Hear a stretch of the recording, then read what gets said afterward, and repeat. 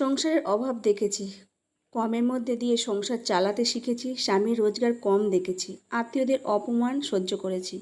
আজ যে সুখে আছে তার পেছনে কত যে দুঃখ ছিল সেটা যার উপর যায় সেই জানে।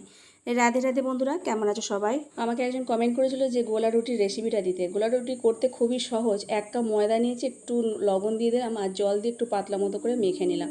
এর মধ্যে সুজিও দেওয়া যায়, ব্যাটারটার মধ্যে চালের গুঁড়ো দেওয়া যায়। আমি শুধু ময়দা দিয়ে করেছি, আর অন্য সময় সুজি দিই। চালের গুঁড়ো দিলে কিন্তু অল্প পরিমাণে দিতে হবে, নইলে গোলা রুটিটা ফেটে ফেটে যাবে। যাই হোক, দেখো চাটুর মধ্যে এখন একটু তেল দিয়ে আর ব্যাটারটা ঢেলে দিলাম, আর রুটির মতো করে সেটাকে ভেজে নিলাম। তেজপাতা দিয়ে আমি ব্যাটাটাকে চারিধারে করে দিচ্ছি, নইলে কাঁঠাল গাছের পাতা দিয়েও করা যায়। আমার হাতে গরম লাগে বলে আমি তেজপাতারই হাতের কাছে থাকে সেটা দিয়ে করি। আর এপিট এপিট করে ভালো করে ভেজে নিলেই হয়ে যায়।